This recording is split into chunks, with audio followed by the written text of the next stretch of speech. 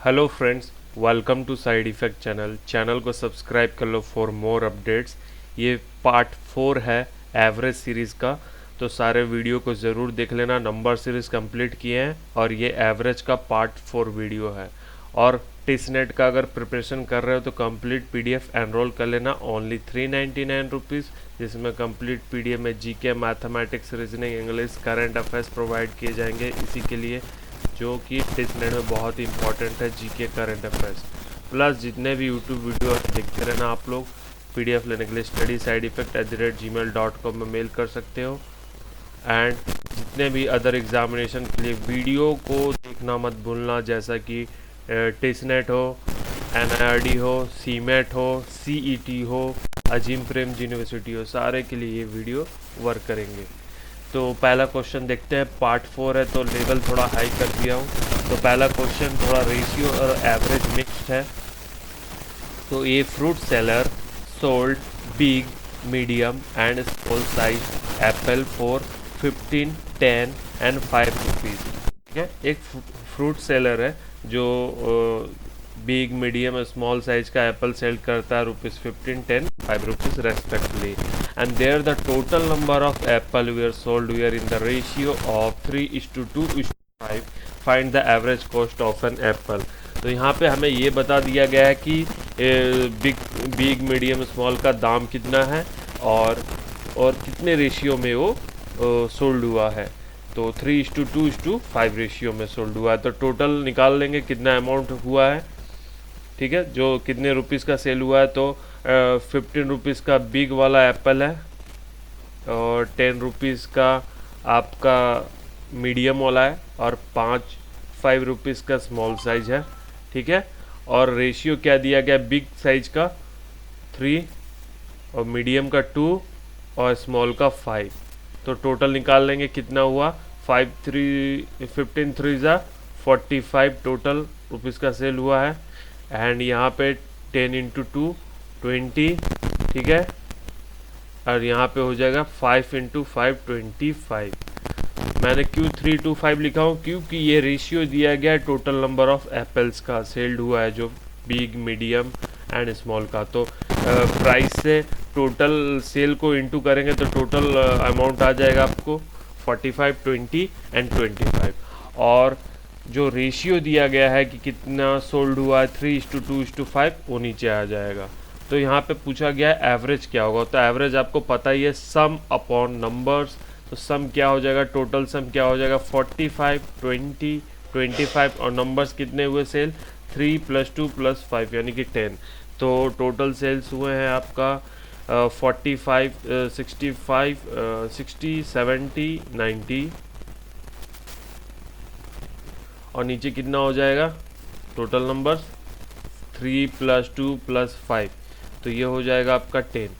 ठीक है, तो एवरेज निकल के आ जाएगा 10 / 90 = 9। 9 is the average cost of an apple. तो option number 3 is A correct answer. ये भी एक टाइप का क्वेश्चन है। पार्ट 1, 2, 3 ज़रूर देख लेना, क्योंकि उसमें भी मैं डिफरेंट टाइप के क्वेश्चन लाया हूँ। तो ये क्वेश्चन आते हैं एवरेज के फ्रूट सेलर वाले क्वेश्चन में। नेक्स्ट क्वेश्चन चलेंगे। ये भी नेक्स्ट टाइप का क्वेश्चन है, इसको भी सॉल्व करके मैं आपको बताता हूँ। क्वेश्चन को पढ़ो, खुद से सॉल्व करके देखो, अगर नहीं हो रहा है तभी सॉल्यूशन देखो, तो ज़्यादा आपको समझ में आएगा कि आपको प्रॉब्लम कहाँ आई थी। तो 15 मूवीज़ थिएटर एवरेज 600 कस्टमर पर थिएटर पर डे। ठीक है, 15 मूवी थिएटर है और एवरेज दिया गया है, एवरेज 600 कस्टमर आते हैं पर थिएटर में। पर 15 थिएटर है यानी कि पर थिएटर में 600 कस्टमर आते हैं पर डे। ठीक है, इतना तो समझ में आ चुका होगा आपको। If 6 of the theater closed down but the total theater attendance stay the same, then the average of daily attendance per theater among the remaining theater is। तो सबसे यहाँ पे इम्पॉर्टेंट बात ये दिया गया है कि if the 6 of the theater close, 6 theatre closed भी है, but the total theatre attendance stay the same. मतलब कि 6 थिएटर बंद भी हैं और टोटल अटेंडेंस में कोई कमी नहीं हुई है। Stay same. ठीक है, बस यही क्वेश्चन को समझना था और क्वेश्चन को बनाते हैं। चलो, 15 मूवी थिएटर एवरेज 600 कस्टमर आते हैं पर डे में, तो टोटल कितने कस्टमर आते होंगे? 600 इंटू 15 कर दो, क्योंकि 15 थिएटर है तो टोटल नंबर ऑफ कस्टमर निकल के आ जाएंगे। ठीक है, टोटल 9000 कस्टमर आते हैं। क्वेश्चन काफ़ी बड़ा है लेकिन बहुत ईजी है। तो अब क्या बोलोगे, 6 थिएटर बंद होने के बाद भी थिएटर का अटेंडेंस सेम है, यानी कि ये जो 15 में से 6 थिएटर बंद है, फिर भी अटेंडेंस 9000 ही है, तो 6 थिएटर बंद रहने से कितने थिएटर ओपन है, यानी कि 9 थिएटर ओपन है। ठीक है, 9 थिएटर ओपन है और 9000 कस्टमर भी हैं, क्योंकि क्या बोला गया है, अटेंडेंस स्टे द सेम। ठीक है, तो 9000 अटेंडेंस भी रहेगा, अटेंडेंस में कोई कमी नहीं हुई है 6 थिएटर बंद होने के बाद भी। तो यहाँ पे पूछा क्या गया है, then the average daily attendance per theatre among the remaining theatres. तो रिमेनिंग थिएटर का एवरेज बताना, तो रिमेनिंग थिएटर कितने बचे? 9 बचे, क्योंकि 6 तो बंद हो गए। तो 9000 upon 9 equal to 1000 is the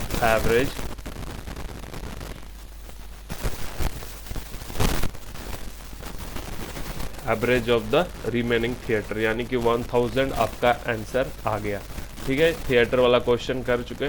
question बहुत ही इजी है, बस समझना ज़रूरी है क्वेश्चन का लैंग्वेज। बस ये मैं कहूँगा, एवरेज के क्वेश्चन में कोई प्रॉब्लम नहीं होगा आपको। नेक्स्ट क्वेश्चन चलेंगे स्टूडेंट वाले क्वेश्चन में भी। तो ये क्वेश्चन है, the average age of 40 student. ऐसा क्वेश्चन मैंने पहले भी करवाया हूँ, आपको पार्ट 1-2 में देखने को मिल जाएगा आपको। तो average age of 40 student of A class is 15।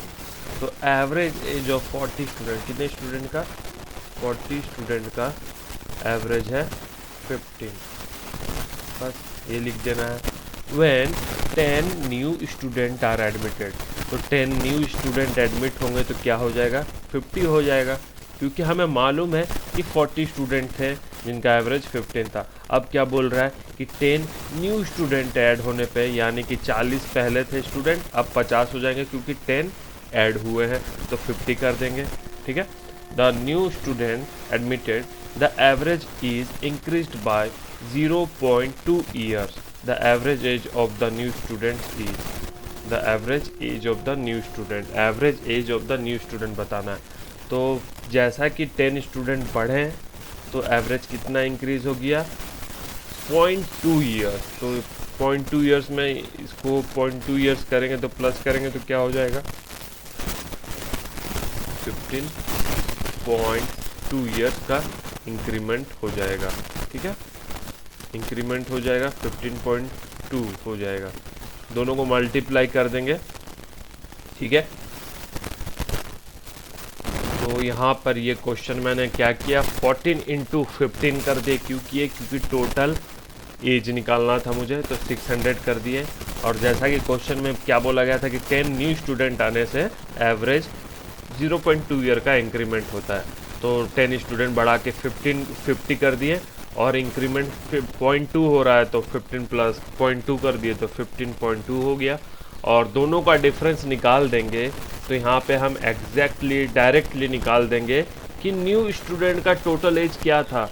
New student का टोटल एज क्या हो जाएगा?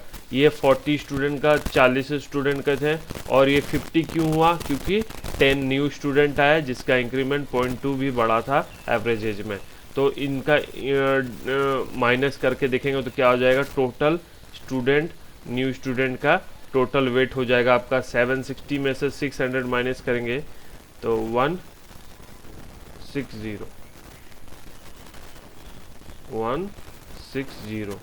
ठीक है, 160। अब तो टोटल न्यू स्टूडेंट का हमने टोटल एज निकाला, लेकिन हमारा क्वेश्चन क्या पूछा है? कभी कभी क्या करते हैं ना कि यही वाला ऑप्शन दे देते हैं एग्जामिनेशन में 160, लेकिन ये ऑप्शन गलत रहता है। क्वेश्चन में क्या पूछा जाता है? The average age of the new student अब इन जो स्टूडेंट न्यू स्टूडेंट का एवरेज बताना है, तो टोटल न्यू स्टूडेंट कितने थे, 10 स्टूडेंट थे। टोटल एवरेज स्टूडेंट कितने थे, नए स्टूडेंट 10 थे। और टोटल एज नए स्टूडेंट का कितना है, 160 है। तो एवरेज न्यू निकल के क्या आ जाएगा, 16। Option number 2 is A correct option, 16, क्योंकि यहाँ पे एवरेज पूछा गया है 10 न्यू स्टूडेंट का, ना ही टोटल एज पूछा गया है। तो 16 आपका आंसर आ जाएगा। समझ में आ गया होगा सभी को। देखो कितना इजली ये सब क्वेश्चन बन पा रहा है, ये सब शॉर्ट ट्रिक्स के चलते। नेक्स्ट क्वेश्चन, एक बार समझ जाओगे तो कभी भी ये प्रॉब्लम नहीं करेगा ये क्वेश्चन, ठीक है। नेक्स्ट क्वेश्चन है पार्सल से रिलेटेड है, लेकिन एवरेज का ही क्वेश्चन है, इजीली से बन जाएगा।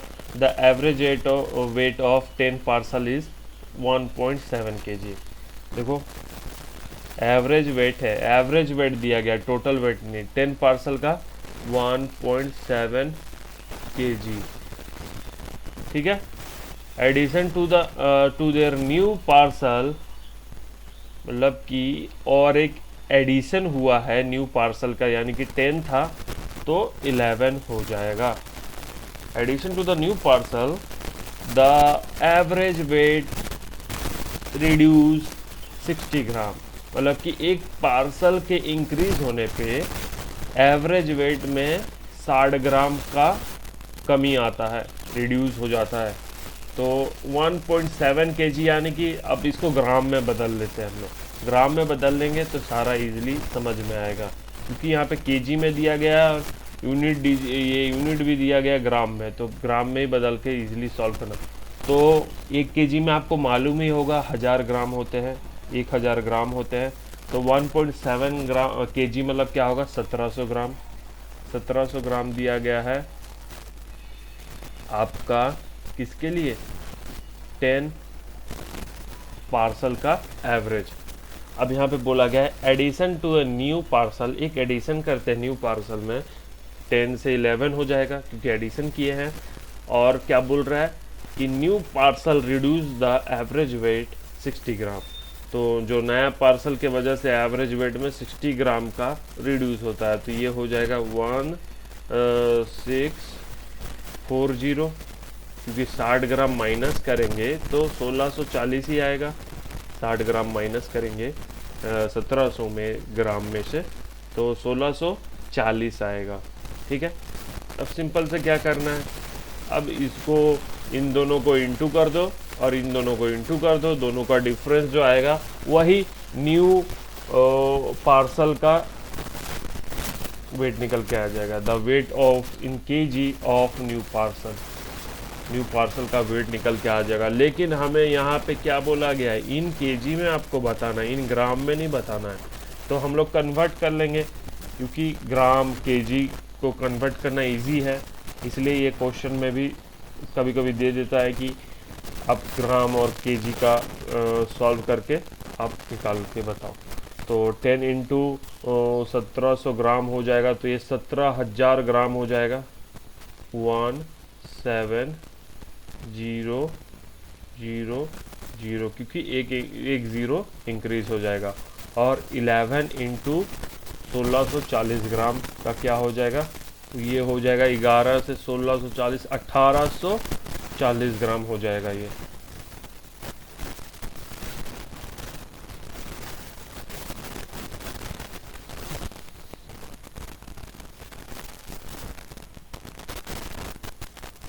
तो दोनों का डिफरेंस क्या हो जाएगा, 0, 4 का 4, इसे अच्छा से लिख देता हूँ, 0 का 0 आएगा, यहाँ पे 4 उतरेगा क्योंकि 4 बड़ा है, 0 और यहाँ पे 1 और फिर ये कट जाएगा। तो 1 किलो 40 ग्राम का डिफरेंस आ रहा है, 1 किलो 40 ग्राम का, ठीक है, नए पार्सल के वजह से। तो 1 किलो 40 ग्राम कौन सा होगा, तो ये तो नहीं होगा, क्योंकि ये इसी आंसर में देने में कंफ्यूज हो जाते हैं स्टूडेंट।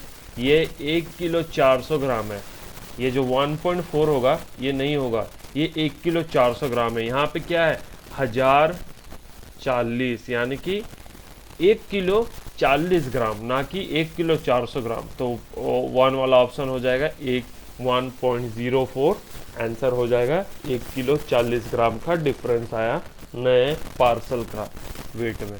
तो क्वेश्चन सॉल्व के रेडी हो गया। ठीक है, नेक्स्ट क्वेश्चन चल लेते हैं। बहुत ही इंपॉर्टेंट क्वेश्चन है, अब बहुत ही लेंदी भी क्वेश्चन है, और समझना भी इस क्वेश्चन को बहुत ही अच्छे तरीके से, तभी ये सॉल्व हो पाएगा। क्योंकि लेवल थोड़ा हाई किया हूँ क्वेश्चन का, तो बनाना इजी है, लेकिन क्वेश्चन को समझना बहुत ही ज़रूरी है। तो देखो, ए मैन का पेंशन है on retirement from service is equal to the half of the average salary.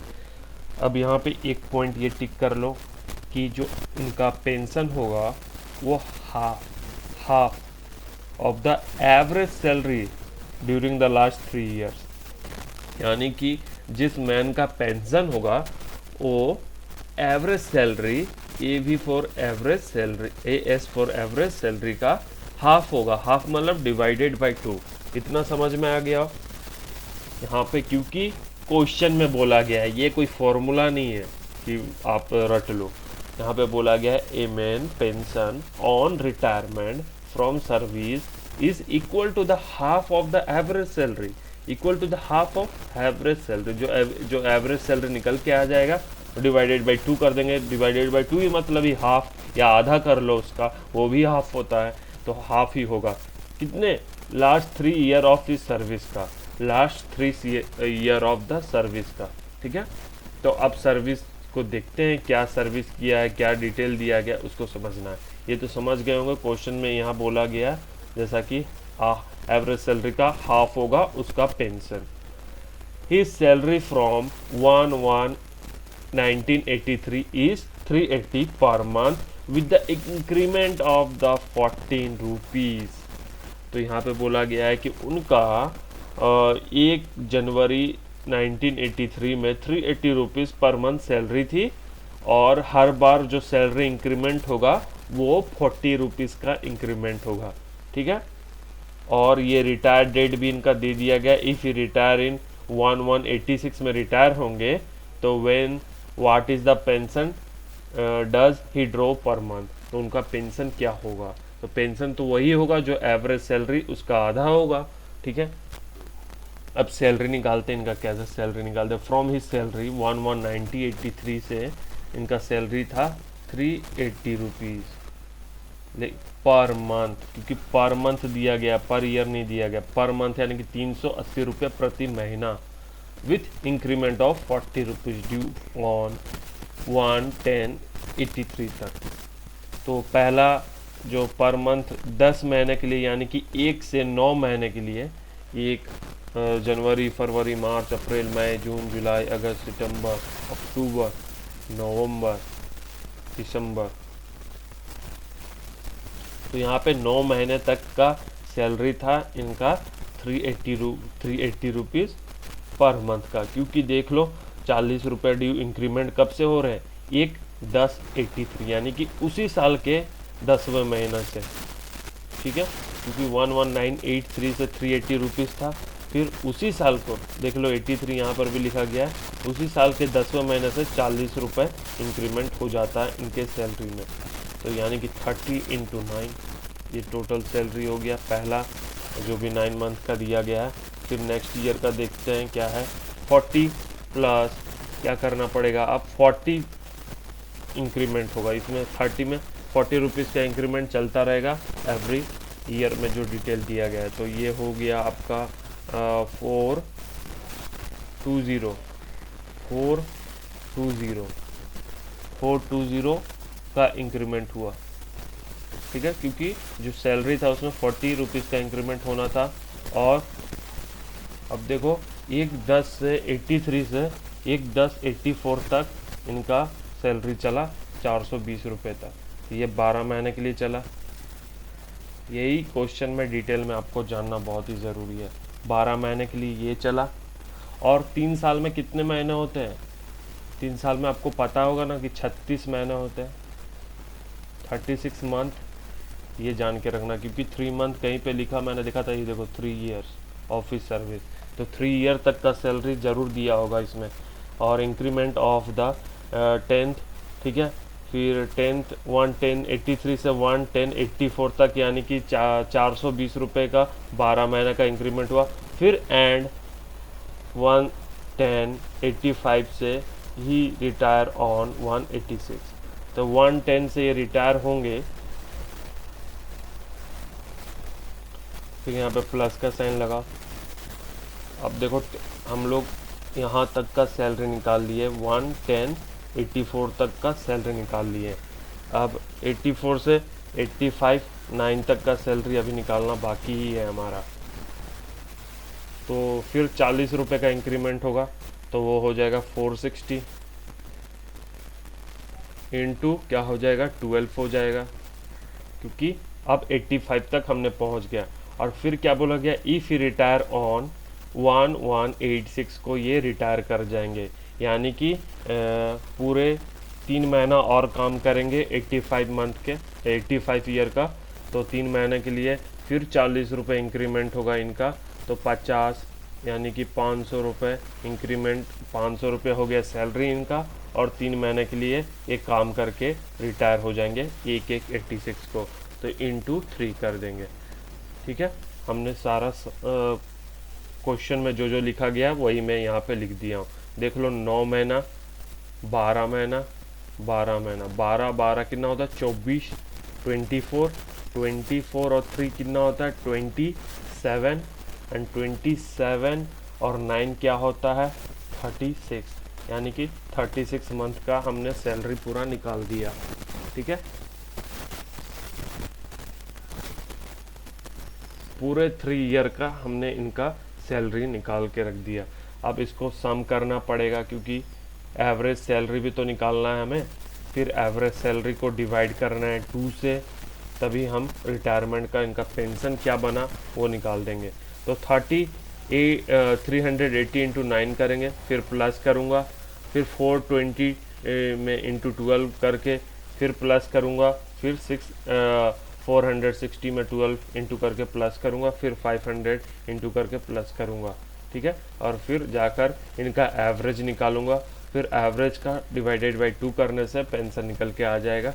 तो ये लंबा प्रोसेस है, फिर भी मैं सॉल्व करके आपको दिखाना चाहता हूँ, क्योंकि किसी को भी प्रॉब्लम ना रहे इस क्वेश्चन में। तो टोटल सैलरी इनका बनता है 15,480 रुपीज़ टोटल सैलरी इनका बनता है। अब हमें एवरेज निकालने के लिए क्या करना पड़ेगा, टोटल सैलरी इनटू मंथ कर देना पड़ेगा।